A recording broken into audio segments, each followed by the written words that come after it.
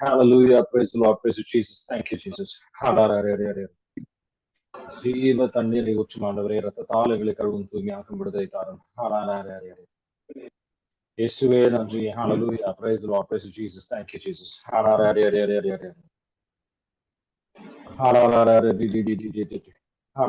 Praise the Lord. Praise you, Jesus. Thank you, Jesus. Hallelujah. ரத்தத்தால் கழுவும் ஆண்டவரே, தூய்மையாக்கும் விடுதலை தாரும். அனைத்து கட்டுகளும் முறைக்கப்படும். பைண்டிங் காஸ்ட் எல்லா அசுத்தாவும் கட்டுகளும் நன்றி. Hallelujah. Praise the Lord. Praise you, Jesus. Thank you, Jesus. Hallelujah. Praise the Lord.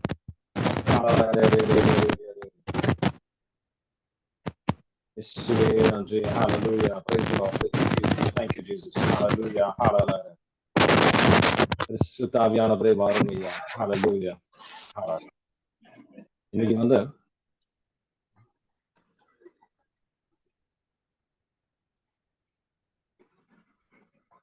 நன்றி. இன்னைக்கு வந்து நம்ம ஒன்று அரசர்கள் 15ஆவது அதிகாரத்தை நம்ம தியானித்து கொண்டிருக்கோம்.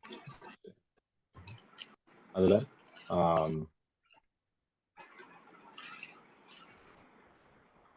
அதுல வந்து பாத்தீங்கன்னா இது வரைக்கும் நம்ம அபிஜா அவரோட வாழ்க்கையை பார்த்தோம். ஆனா அவர் 3 வருடங்கள் தான் வந்து அரசராக இருக்கின்றார். அதுக்கப்புறம் ஆசா அவர்கள் வந்து ஆசா வந்து யூதாவுக்கு அரசராக வருகின்றார். அவரோட வாழ்க்கையை வந்து நம்ம சிந்திக்கும் போது சில முக்கியமான விஷயங்களை நம்ம கற்றுக்கொள்ளலாம். முக்கியமா ஒரே ஒரு வசனம் தான். 1 அரசர்கள் 15ல 13வது வசனத்தை எடுத்து வாசித்தீங்கன்னா அதுல அவர் செய்கின்ற அற்புதமான ஒரு விஷயம் நம்ம கவனிக்கலாம். அது வாசிக்க அதை தியானிக்க நீங்க சில முக்கியமான விஷயங்கள் ஆண்டவர் நம்ம கிட்ட பேச விரும்புகின்றார். புரியுதுங்களா? அவரு சிலை வழிபாடு, அவரோட அப்பா செய்த சிலை வழிபாடு 12, 13 சேர்ந்து நம்ம வாசிப்போம். அதுல பாத்தீங்கன்னா அவர் அப்பா வந்து செய்திருந்த சிலை வழிபாடை அவர் வந்து அவங்க பாட்டி கூட செய்யறாங்க. பாட்டி, அவங்க அம்மா எல்லாருமே அந்த சிலை வழிபாடுல இருக்கிறாங்க. ஆனா இவர் தனித்துவமா நின்று இந்த சிலைகள் எல்லாம் எடுத்து உடைக்கிறதுன்றது மட்டும் இல்லாம அவங்க அம்மாவுக்கு பாட்டியும் வந்து அந்த ராணின்ற பதவியில இருந்து நீக்கிறார். அவர் இந்த மாதிரி வந்து ராணியின் பதவியில இருந்து அவர் நீக்கிறார்.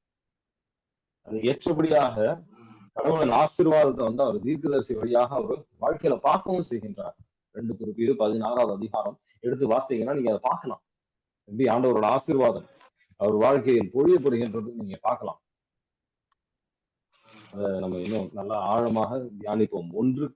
1 அரசர்கள் 15ல 12, 13 வாசிக்கலாம்.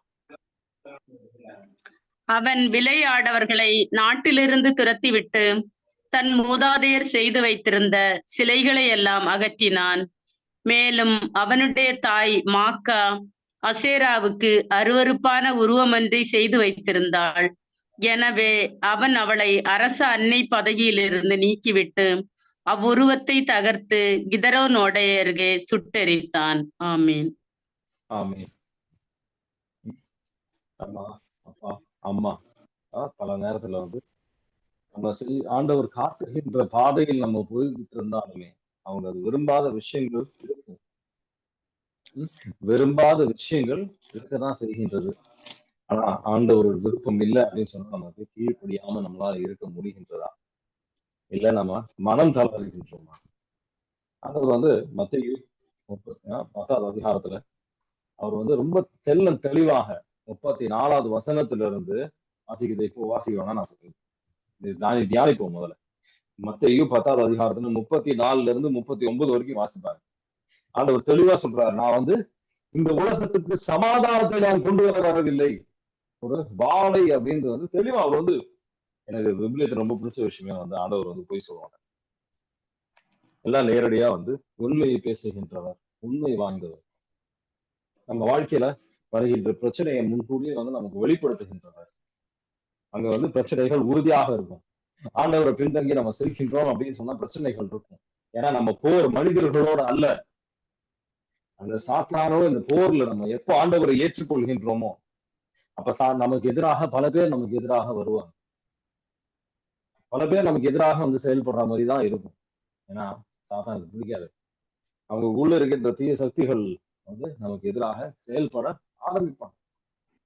லூக்கா நற்செய்தியில இன்னும் தெளிவாக இதை நம்ம வாசிப்போம். ஆனா இப்ப ஆண்டவர் வந்து அது வாசிக்க சொல்ற வசனங்களை நம்ம தியானிப்போம். லூக்கா நற்செய்தி 6வது அதிகாரத்துல 23வது வசனம் இல்ல 24ல இருந்து சாரி 22ல இருந்து 26 வரைக்கும் வாசிப்பாங்க. 22ல இருந்து 26 வரைக்கும் மனிதர்கள் மானிட வெறுப்பாங்க. மகன் பொருட்டு வாசி. மானிட மகன் பொருட்டு மக்கள் உங்களை வெறுத்து ஒதுக்கி வைத்து நீங்கள் பொல்லாதவர் என்று இகழ்ந்து தள்ளிவிடும் போது நீங்கள் பேறு பெற்றோர்.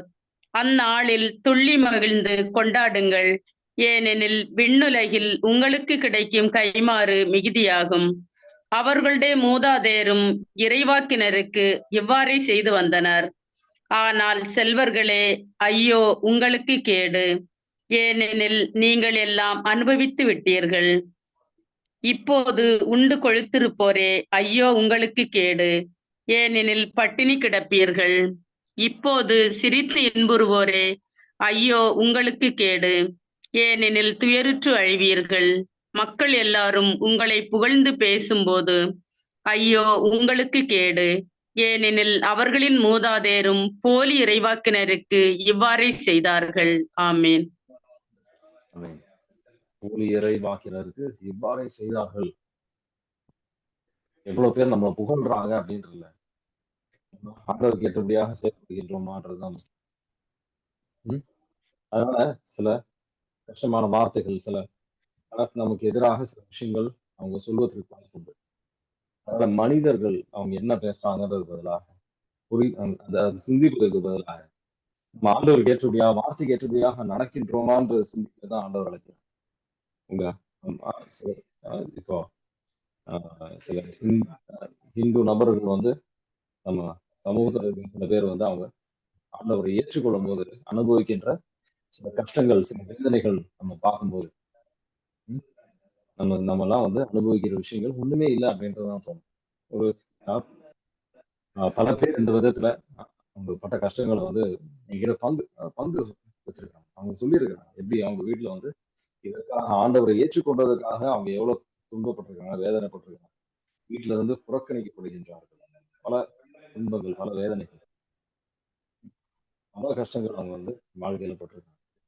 ஆனா சின்ன கஷ்டங்கள் நம்மளால வேதனைகள் ஏற்றுக்கொள்ள முடியும். நம்ம கிறிஸ்துவ சமூகத்திலேயே வந்து நம்ம கூட இருக்கின்றவர்கள், நம்ம அப்பாவா இருக்கலாம், அம்மாவா இருக்கலாம், ஜாதகம் பார்க்கறது, சில தவறுகளை வந்து நம்ம அதை ஏற்றுக்கொள்கின்றோம். நம்ம அது வந்து நம்ம செய்வது தவறுன்னு கூட சொல்வதற்கு நமக்கு முடிவது கிடையாது. அது ஆண்டவருக்கு ஏற்றபடி அவர் செய்யலாம். சிந்தித்து பாருங்க. ஆனா நம்ம உணர்வுகளுக்கு ஏற்றபடி நம்ம அவங்களுக்கு பிடிச்சிருக்கா, நம்ம அவங்களுக்கு பிடிச்சிருக்குன்ற ஒரே காரணத்தினால அவங்கள எதிர்க்கிறதோ அவங்க செய்வது தவறு அப்படின்னு சொல்லுவதற்கு கூட நமக்கு அவங்களோட எண்ணம் இல்லை. அவங்க என்ன நினைச்சுப்பாங்க, அப்பாவுக்கு என்ன சொல்றது இல்லை, அம்மாவுக்கு என்ன சொல்றது பிடிக்காம இருக்கலாம். அதனால நம்ம வந்து எடுத்து அதை பத்தி பேசுவதற்குள் நம்ம தயாராக இல்லை. நம்ம உணர்வுகளுக்கு ஏற்றபடியாக நம்ம செல்கின்ற மக்களாக இருக்கிறோம். ஆண்டவர் காட்டுகின்ற வழியில நம்ம உணர்வுகளை நம்ம ஆண்டவர்கிட்ட அர்ப்பணிக்க முடிகின்றோம். நம்ம எப்படி ஆசா வந்து அரசராக இருக்கின்றார், ஆமா அரசராக இருக்கின்றார், எல்லாரும் ஒரு விதமான ஒரு வழியில சென்று கொண்டிருக்கின்றார்கள். அதெல்லாம் வந்து அவரு இதெல்லாம் சரி கிடையாதுன்னு சொல்வதற்கு அது ஒரு விதமான ஒரு துணிவு வேணும். ஏன்னா அதுக்கு முன்னாடி ஒரு ராஜாவா இல்லை. ராஜா ஆனதுக்கு அப்புறம் ஒரு அதிகாரம் வந்ததுக்கு அப்புறம் அவர் செய்கின்றார், ஆமா கரெக்ட் தான், அவர் வந்து ஒரு வல்லமையான ஒரு நிலையில இருக்கிறாரு, அந்த மாதிரி செய்யறாரு. ஆனா நம்ம சமூகத்திலயும் வந்து இந்த மாதிரி வல்லமையான நிலையில இல்லை என்றாலும் ஆண்டவரோட திருவுளம் இதுதான் அப்படின்னு வந்து புரிந்து கொண்டதுக்கு அப்புறம் அவங்க உணர்வுகள் அது அவங்களை நேசிப்பதை விட மிகுதியாக கடவுளை நேசிப்பதற்கு அவங்க தயாராக இருக்கிறாங்க. ஆண்டவர் தெளிவா சொல்றாரு, ஒரு வாள் நான் கொண்டு வந்திருக்கேன். மத்தேயு 10வது அதிகாரத்துல 34ல இருந்து 39 வரைக்கும் வாசிப்போம். நம்ம பல நேரத்துல நம்ம உயிரை காக்க நம்ம சிந்திக்கிறோம். அவங்களோட இருக்கின்ற ஒரு உறவை காற்றுக்கொள்ள நம்ம ஆவலாக இருக்கின்றோம். அந்த உறவை விட மேலான அதுக்காக அவங்க கூட சண்டை போடணும்னு கிடையாது, கோவப்படணும்ன்றது கிடையாது. ஆனா நம்ம அபிப்பிராயத்தை சொல்வது கூட நம்ம தயாரா இல்லை. மத்தேயு 10ல 34ல இருந்து 39 வரைக்கும் வாசிக்கிறீங்களா? நான் உலகிற்கு அமைதி கொணர வந்தேன் என எண்ண வேண்டாம். அமைதி அல்ல, வாளையே கொணர வந்தேன். தந்தைக்கு எதிராக மகனையும், தாய்க்கு எதிராக மகளையும், மாமியாருக்கு எதிராக மருமகளையும் நான் பிரிக்க வந்தேன். ஒருவருடைய பகைவர் அவரது வீட்டில் உள்ளவரே ஆவர். என்னை விட தம் தந்தையிடமோ தாயிடமோ மிகுந்த அன்பு கொண்டுள்ளோர் என்னுடையோர் என கருதப்பட தகுதியற்றோர். என்னை விட தம் மகனிடமோ மகளிடமோ மிகுதியாய் அன்பு கொண்டுள்ளோரும் என்னுடையோர் என கருதப்பட தகுதியற்றோர். தம் சிலுவையை சுமக்காமல் என்னை பின்பற்றி வருவோர் என்னுடையோர் என கருதப்பட தகுதியற்றோர். தம் உயிரை காக்க விரும்புவோர் அதை இழந்து விடுவர்.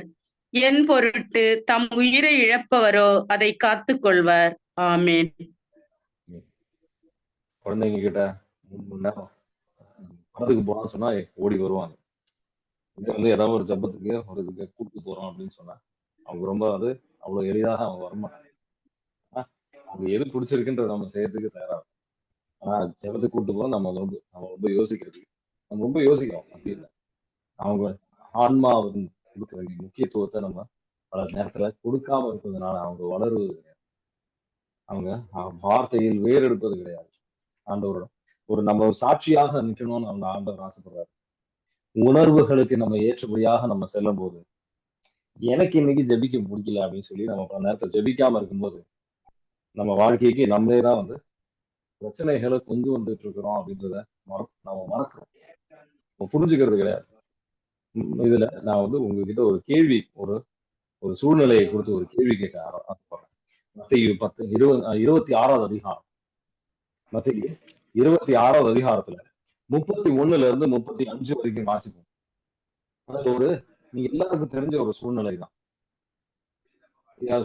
அதன் பின்பு இயேசு அவர்களிடம், இன்றிரவு நீங்கள் அனைவரும் என்னை விட்டு ஓடி போவீர்கள்.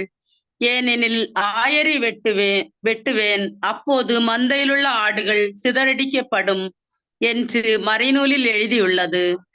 நான் உயிருடன் எழுப்பப்பட்ட பின்பு உங்களுக்கு முன்பே கலீலியாவுக்கு போவேன் என்றார். அதற்கு பேதுரு அவரிடம், எல்லாரும் உம்மை விட்டு ஓடி போய்விட்டாலும் நான் ஒருபோதும் ஓடி போக மாட்டேன் என்றார். இயேசு அவரிடம், இன்று இரவில் சேவல் கூவும் முன் மும்முறை நீ என்னை மறுதலிப்பாய் என உறுதியாக உனக்கு சொல்லுகிறேன் என்றார். பேதுரு அவரிடம், நான் உம்மோடு சேர்ந்து இறக்க வேண்டியிருந்தாலும் உம்மை ஒருபோதும் மறுதலிக்க மாட்டேன் என்றார். அவ்வாறே சீடர்கள் அனைவரும் சொன்னார்கள். ஆமேன். 33வது வசனத்துல பேதுரு சொல்ற ஒரு விஷயம் இருக்கு. என்ன சொல்றாரு? எல்லாரும் உங்களை விட்டு விலகி சென்றாலும் நான் உங்களை விட்டு விலகி செல்ல மாட்டேன் அப்படின்னு அவர் சொல்றாரு. சரிங்களா?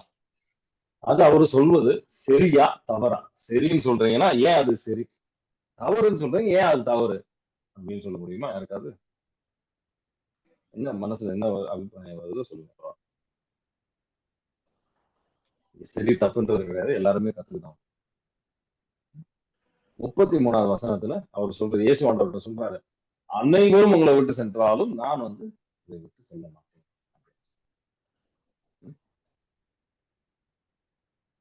அது அவரு சொல்வது சரியா தவறா? அது ஏன் சரியா? அவர் சொன்னது தப்பு. சரி சொல்லுங்க, ஏன் தப்பு? ஏன் தப்புனா, அவர் ஆண்டவர் மேல ஒரு மேலோட்டமான நம்பிக்கை தான் வச்சிருந்தாரு. முழு நம்பிக்கை ஆண்டவர் மேல வைக்கல. அப்படி வச்சிருந்தானாக்கா சொல்லியிருக்க மாட்டாரு.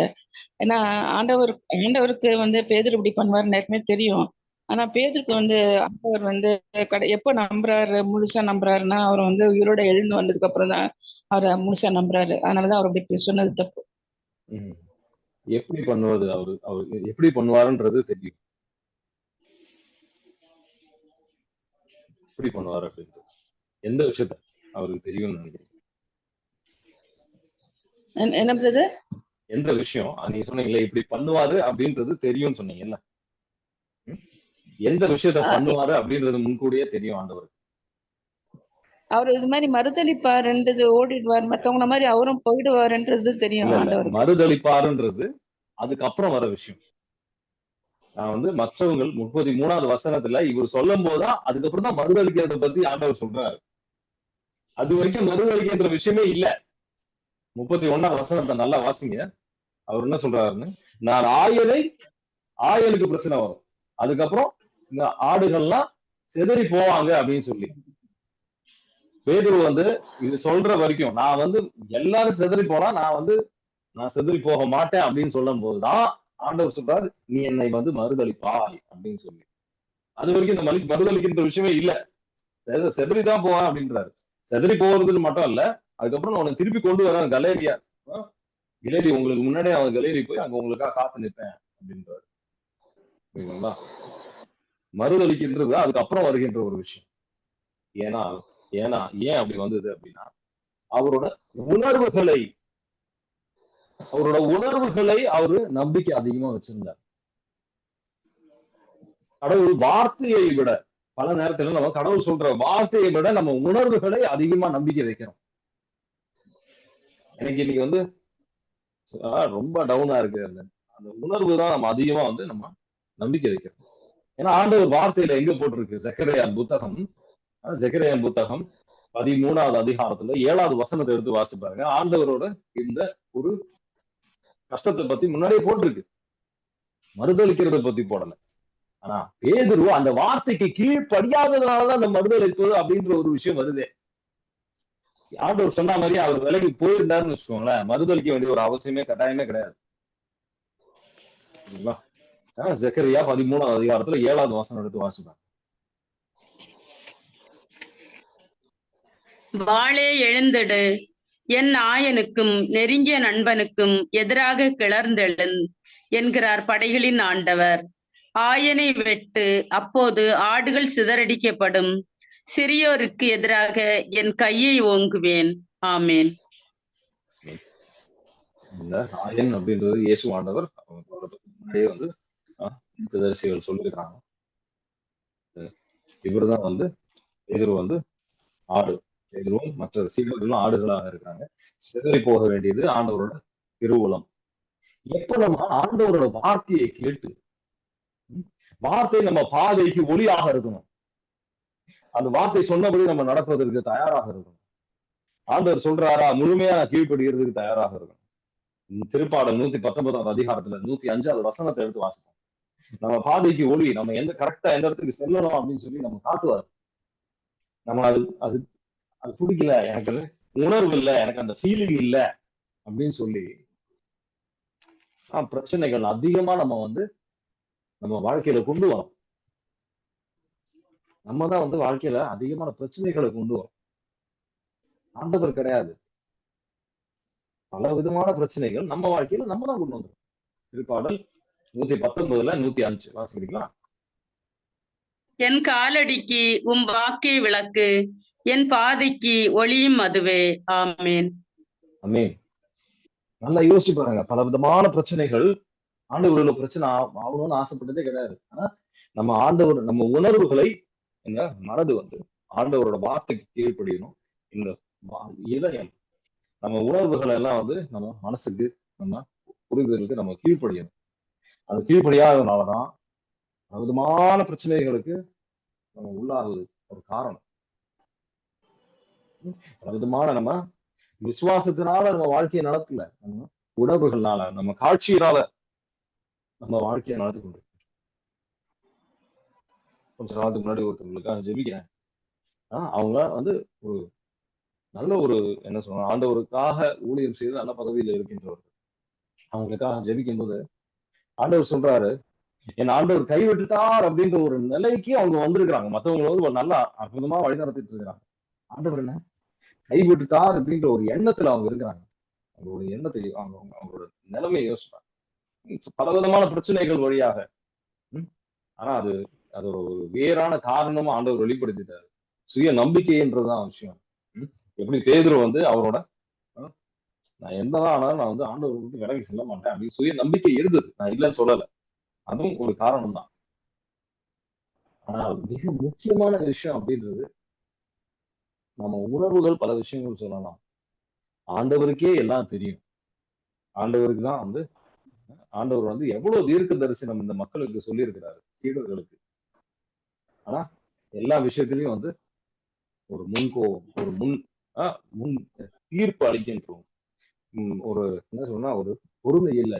சிந்தித்து நம்ம வந்து அதுக்காக பதில் சொல்லணும் அப்படின்ற ஒரு இது இல்ல. நம்ம வந்து எல்லா விஷயத்திலயும் வந்து ஒரு பொறுமை இல்லாம நம்ம ஆண்டவர் பாதையிலிருந்து ரொம்ப வெகு தூரம் விலகி செல்றோம்.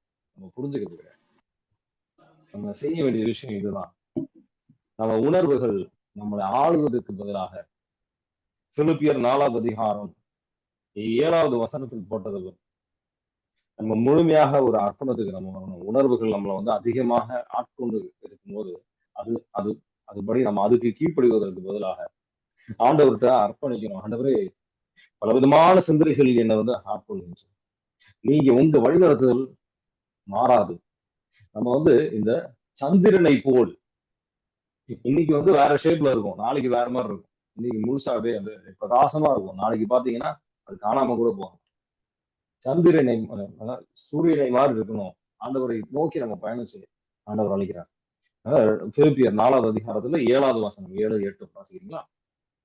அப்பொழுது அறிவெல்லாம் கடந்த இறை அமைதி கிறிஸ்து இயேசுவோடு இணைந்துள்ள உங்கள் உள்ளத்தையும் மனத்தையும் பாதுகாக்கும். இறுதியாக சகோதர சகோதரிகளே, உண்மையானவை எவையோ, கண்ணியமானவை எவையோ, நேர்மையானவை எவையோ, தூய்மையானவை எவையோ, விரும்பத்தக்கவை எவையோ, பாராட்டுதற்குரியவை எவையோ, நற்பண்புடையவை எவையோ, போற்றுதற்குரியவை எவையோ, அவற்றையே மனதில் இருத்துங்கள். ஆமேன். ஆமென். இங்க 2 விஷயங்கள் நம்ம பார்க்கிறோம். 7வது வசனத்திலையும் 8வது வசனத்திலும். ஒண்ணு 7வது வசனத்துல என்ன பார்க்கிறோம்? அர்ப்பணிங்க. ஆண்டவருக்கு முழுமையான நம்பிக்கையோட அர்ப்பணிங்க.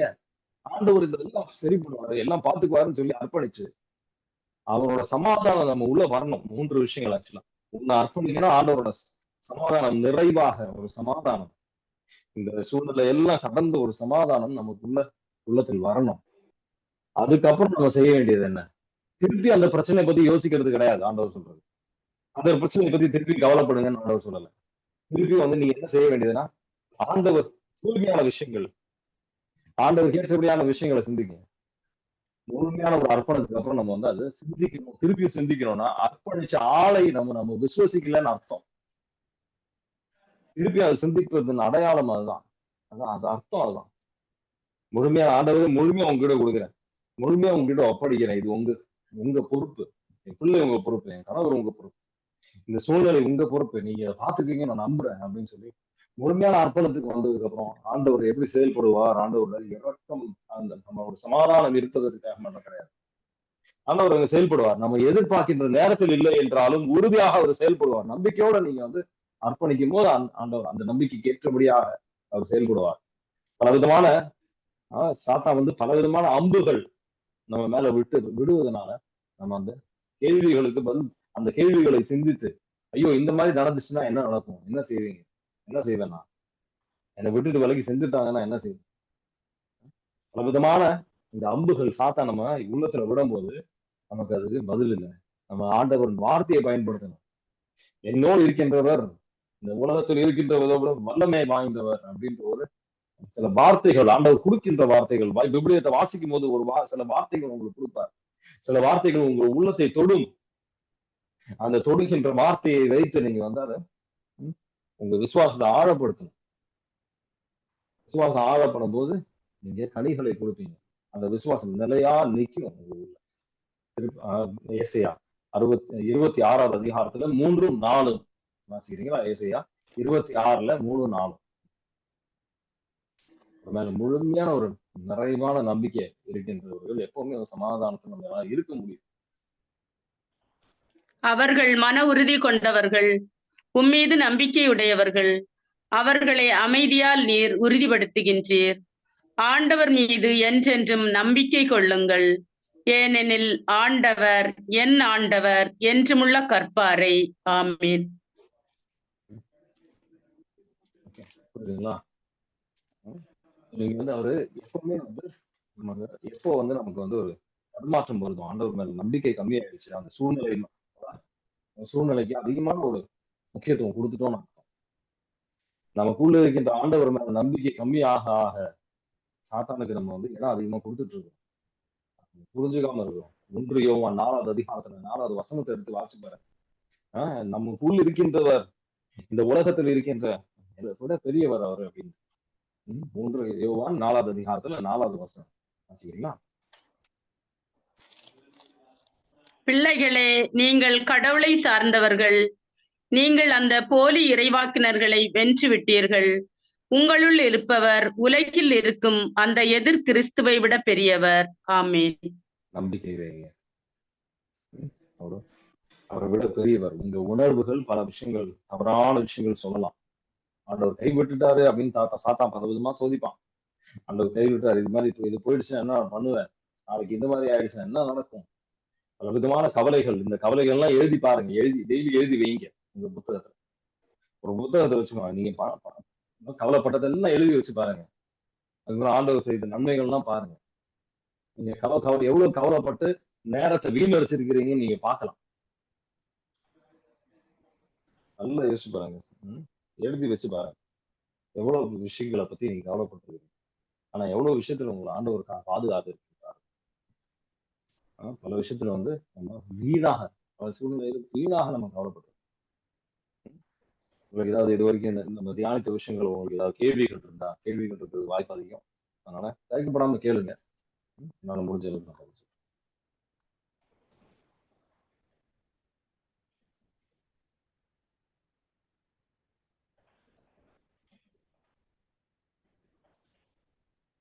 கேள்விகள் இருக்கா?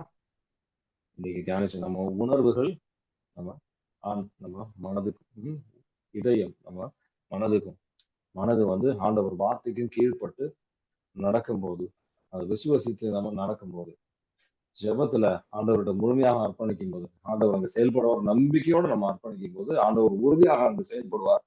நம்ம விடுதலை நம்ம வாழ்க்கையில பார்ப்போம். உயர்த்துதலை ஆண்டவரே செய்வார். ஆசா அந்த நம்பிக்கையோட, அவர் உணர்வுகள் ஏற்றபடியாக இல்லை.